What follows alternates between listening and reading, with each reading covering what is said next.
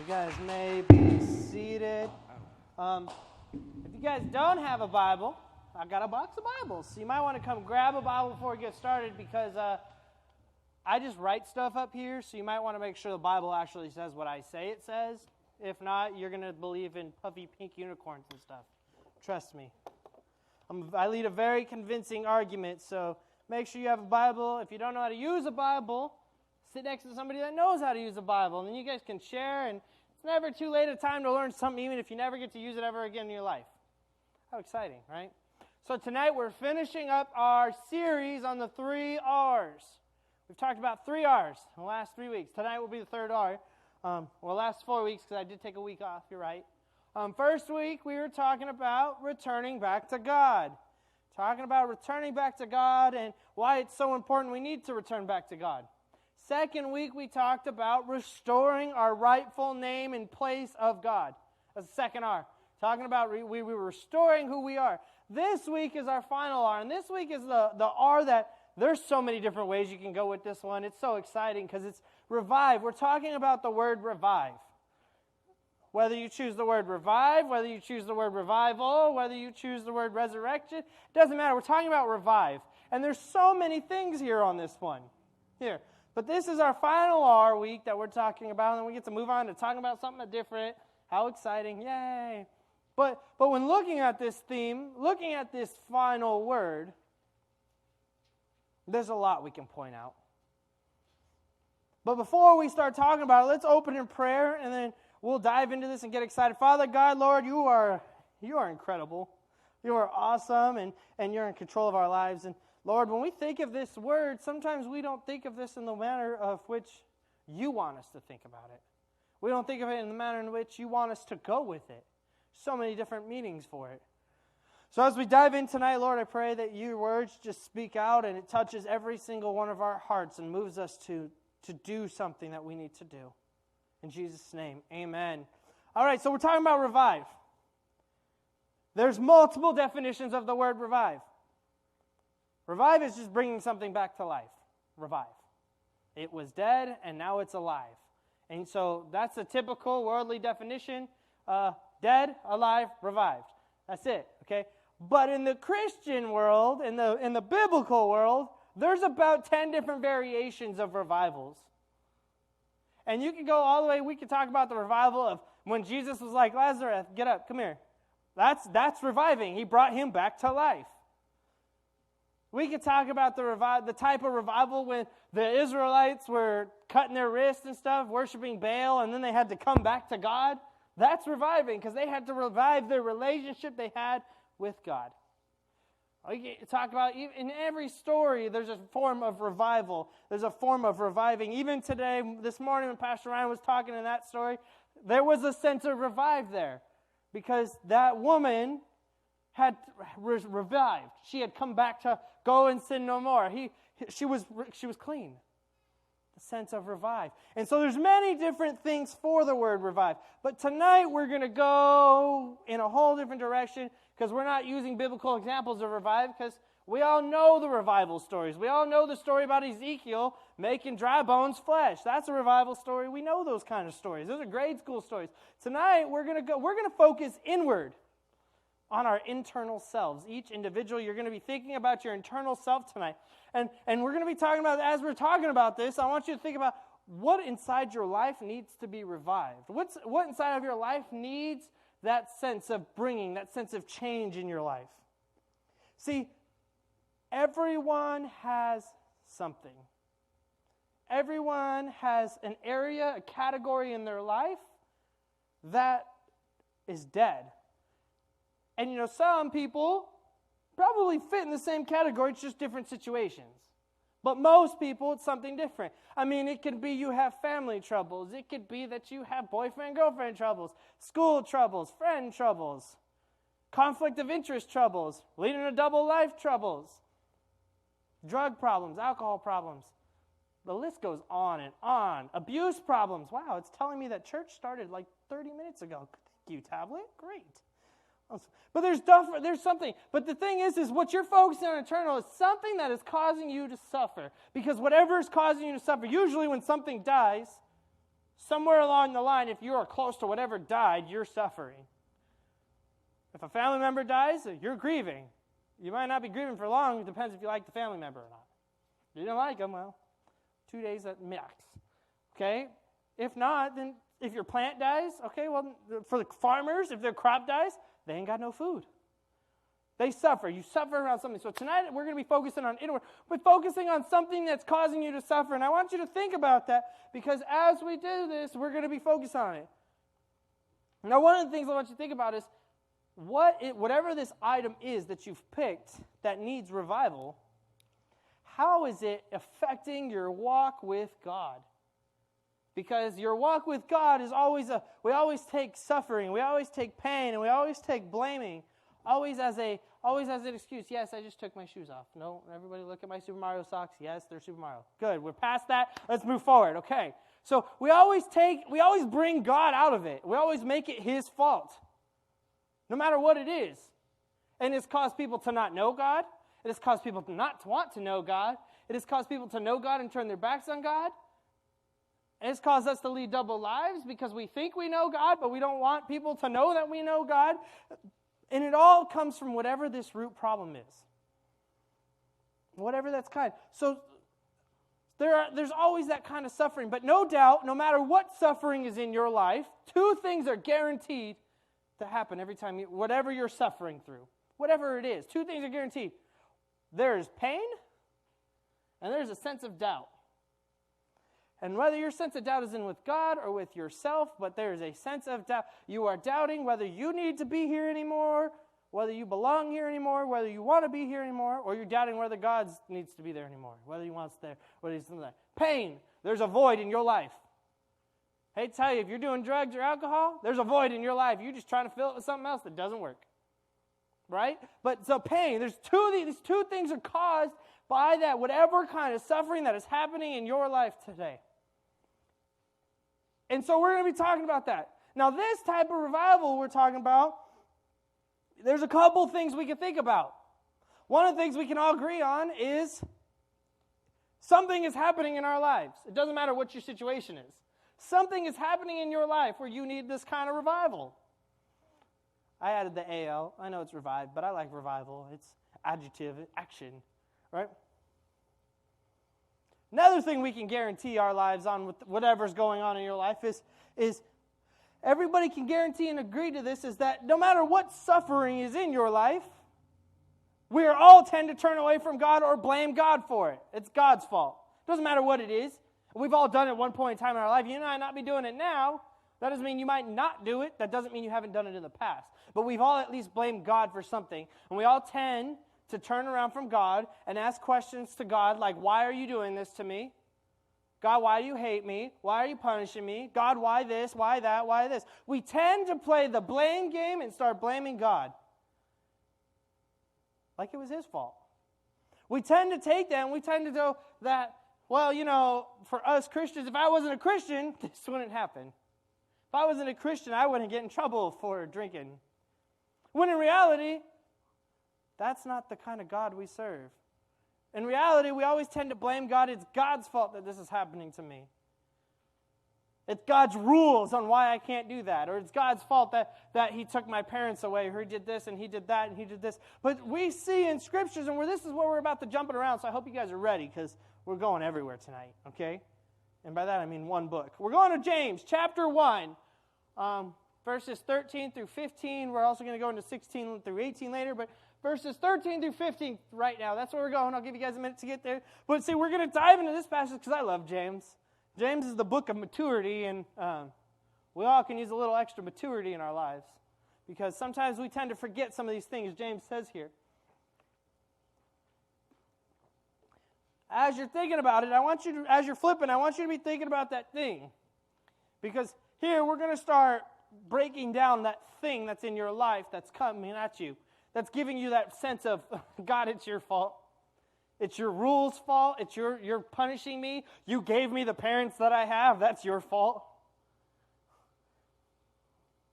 You took away the parents that I had. That's your fault. You gave me friends that are mean to me. That's your fault. Whatever it is. You put the drugs in my life, that's your fault. We always tend to blame God here. But here, let's read this verse. And it says, no one undergoing a trial should say, I am being tempted by God. Since God is not tempted by evil, and he himself doesn't tempt anyone.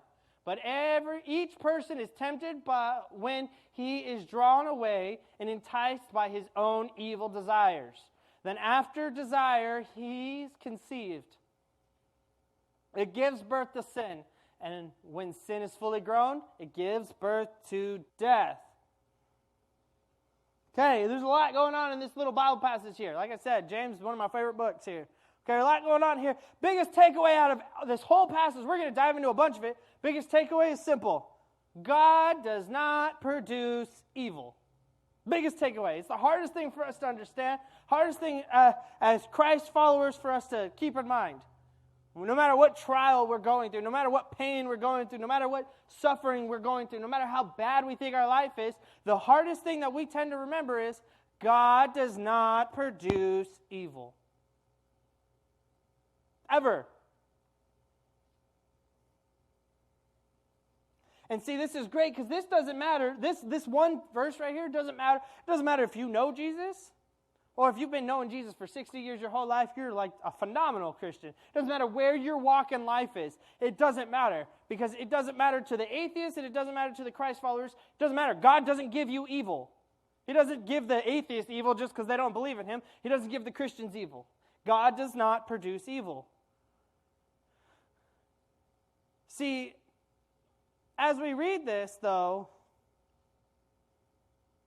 it's funny because we come to think about a God that this tends to change us, our perspective on things. And it's interesting because me and Pastor Ryan had this conversation this morning. But we start to see that our God actually came to save us and not to destroy us.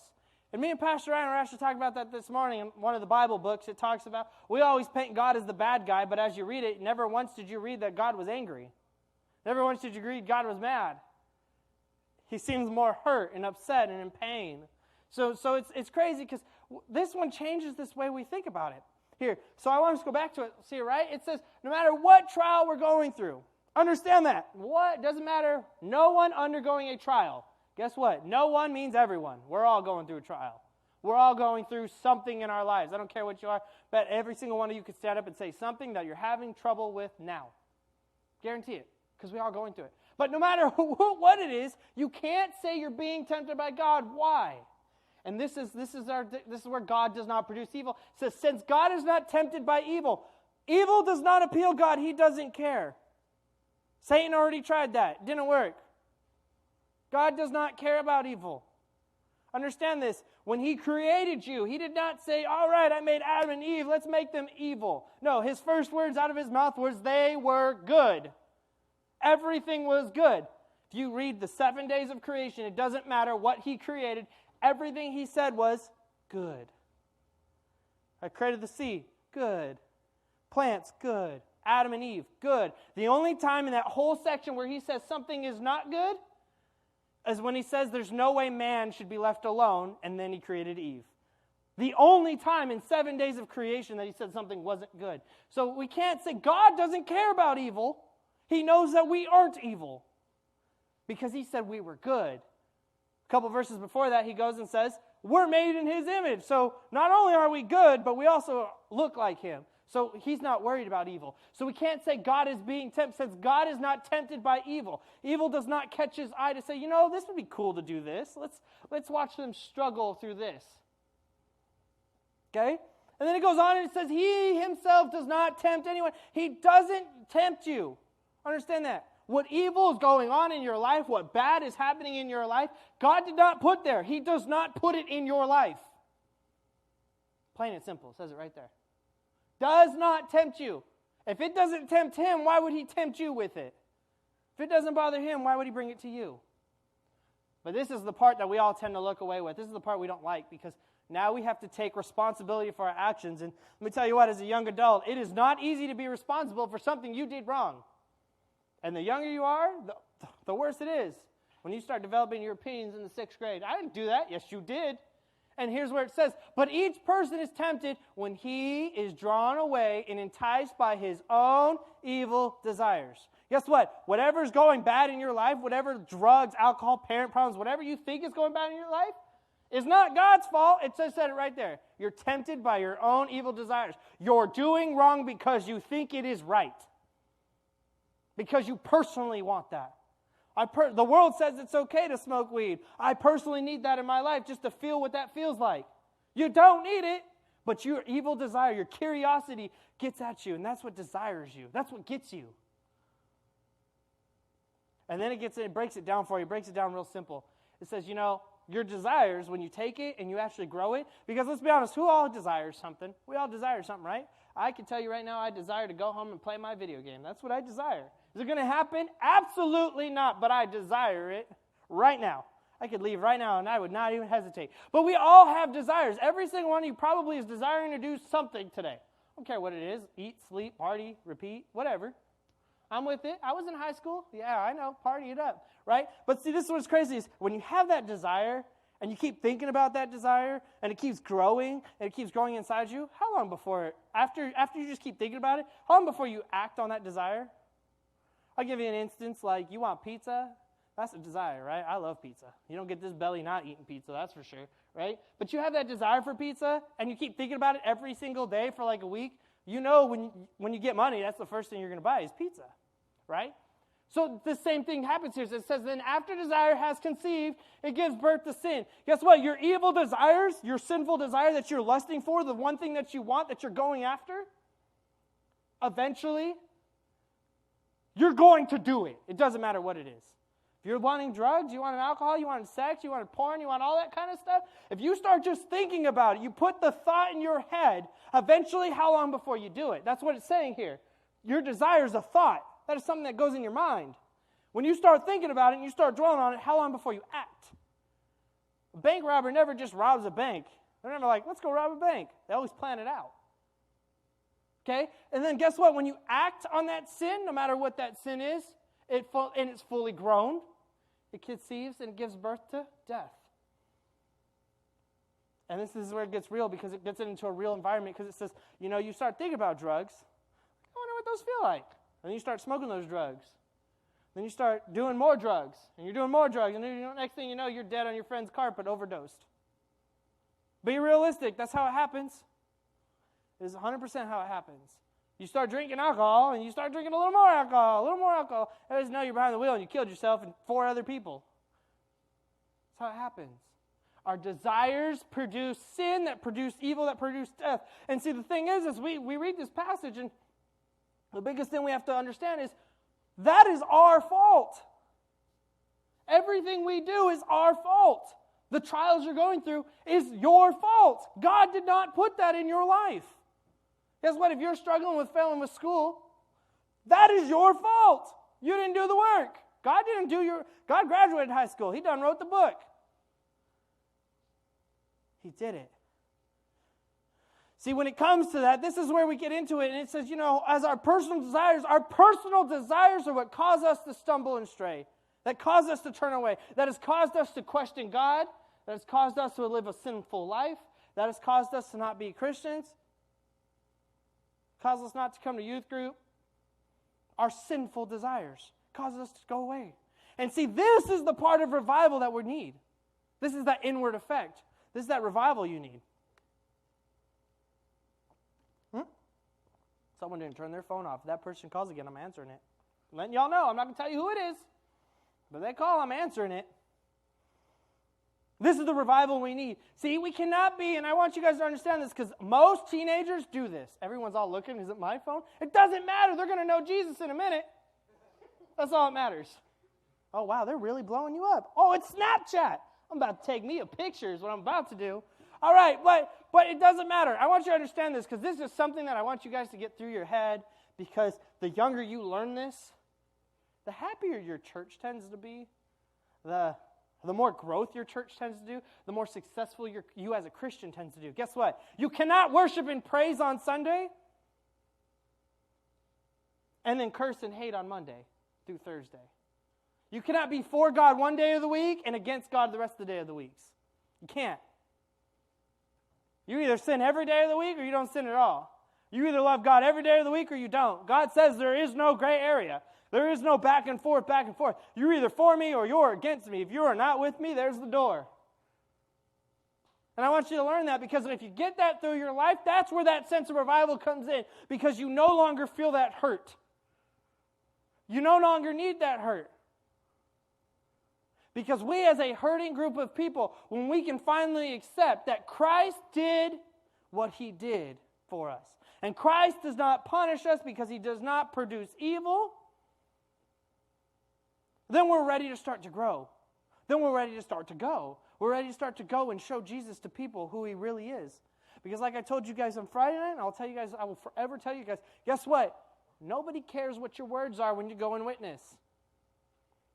Even atheists know that Jesus was a man. Congratulations. Even atheists knows he could do miracles that didn't make him the Son of God to them. They don't care. What they care about is, does what you're saying match what you're doing? You say God loves, and we are called to be like God, but do you love? That's what they care about. Does your life reflect what you're saying? Because nobody cares what the words you say. You can memorize the whole Bible. Well, congratulations, it's not the first book somebody's ever memorized. But does your actions match the passion of what God has done for you? And when you have that, you can actually represent that. Now let's get into this, right? Now the question is if we know God doesn't produce evil, we know God doesn't give us evil, God doesn't tempt us, what kind of God do we serve? Do we know? Because we all say we serve a loving God, and we all know that, but that's grade school answers. Do you actually know the kind of God you serve? Well, we're going to go down a couple more verses in James, 16 through 18. This is again, we're about to learn the kind of God you guys serve. It's crazy. Here, don't be deceived, my dear brothers and sisters.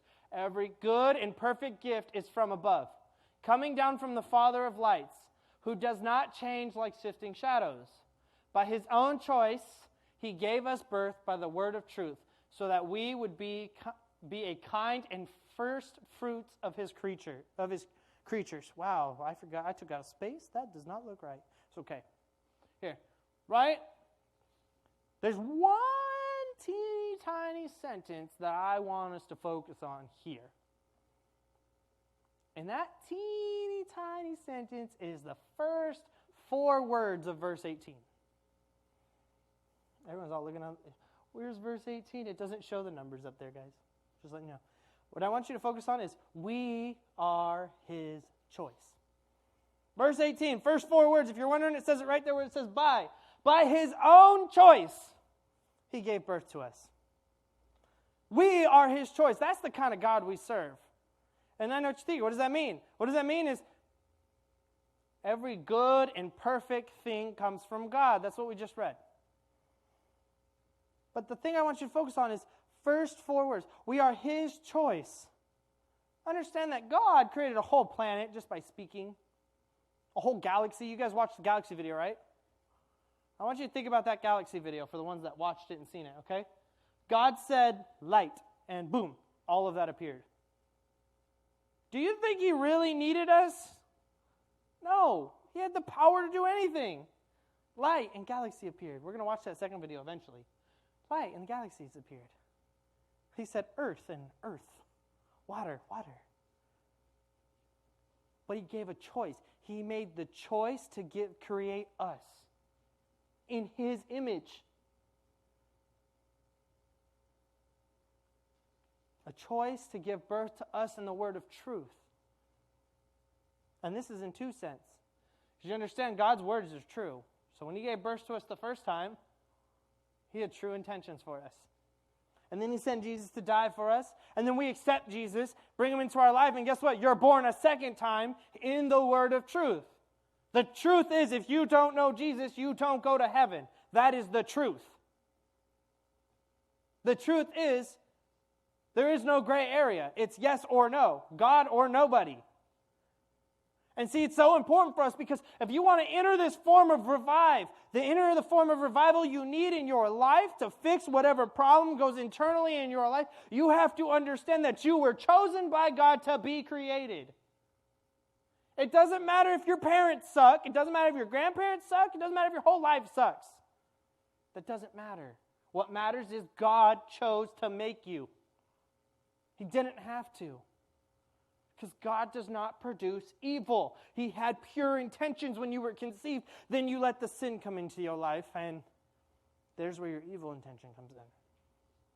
See, when we let sin come into our life, it starts to form this self-doubt. It starts to form this pain in our lives to the point of unbearable proportions. Where we are seeking love from another person. We are seeking drugs. We are seeking alcohol. And see, rather than go to the God that doesn't produce evil, the God that fixes things, the God that's in control, we tend to just put our walls up and refuse to let anybody in, anybody know what's going on in my life and think I'm great, and next thing you know, you're seeing them on the news because they've killed themselves. Or they wrote a suicide note, or you just never see them ever again. Depends, right? Because that's the kind of thing we do. We let our desires build up, and it builds that sin, that death, that point of death, and next thing you know, it's unbearable, you're done. Whether it's accidental or on purpose. Because you're either alive or you're dead. But the kind of God we served, it doesn't matter. Understand something. I want you guys to understand this as we get ready to end tonight. One of the things I want you to understand is it doesn't matter how hurt you are. It doesn't matter how broken you are. It doesn't matter how jacked up you are. It doesn't matter how screwed up you are. It doesn't matter how uneducated you are. It doesn't matter about everything you've done in the past. It doesn't matter everything you're thinking about doing. Because most of you already have plans to sin next week. You just don't realize it. We all do it, right? It doesn't matter. None of that matters. What matters is God. You are God's choice. He chose to love you. He chose to die for you. He chose to create you in the image of love. He chose to send Jesus to die for you again. Because he already kicked you out of the garden and we still didn't learn. So he had to send Jesus to die and come back alive, walk on the earth for 40 days to teach us 40 days more of lessons because we didn't get it right the first time. And guess what? Jesus has to come back because we still didn't get it. Think about what kind of love is greater than that. I don't care how much anybody says they love you. I don't care how much anybody thinks they love you. Okay? You were chosen to be created. You were chosen to be loved. And you were chosen for somebody to die for you. And they knew they were going to die for you. Thousands of years ago, they knew they were going to die for you individually. Your specific name. They knew that.